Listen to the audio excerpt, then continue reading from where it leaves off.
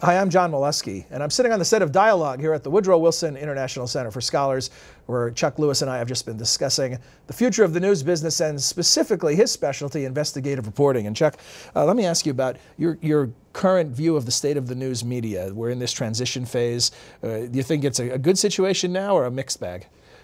Well, it's a mixed bag because it is in transition. So you have a lot of newspapers eviscerated with not very many people in their newsrooms, not capable of holding those in power accountable to the extent they used to, for example, in the last. And all these new things sprouting up, like YouTube, where we're having this discussion. Yeah, well, you have these new things that are kind of really exciting, but you also don't always know where they're coming from or who's talking to me and what's their agenda, who funds them, and all that kind of stuff. They do any fact checking? Fact checking. That messy business. So, but it's very exciting. And you have stuff that can move like lightning through, through the online world. It's very, very interesting, and it's here, and it's here forever. And it means anything I say or write could be seen around the world, which is the ultimate high for a journalist. Right. But it is the potential audience never been bigger.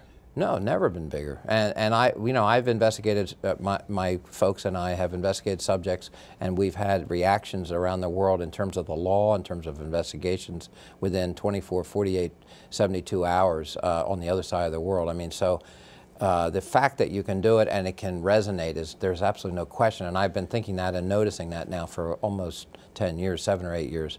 And so that's the thrilling part of this. We just have to keep working on more investigations and more journalists out there. As the model changes, there's almost a sense that we could be in a dangerous period here. The traditional news sources are downsizing. These emerging models still aren't fully up to speed. Right. Seems like an opening for a lot of abuse, that the oversight isn't going to take place during this period. Well, whoever's in power, regardless of their party, even regardless of their country, their job is to put the most happy face on everything they say and do. Almost inevitably, it's not true.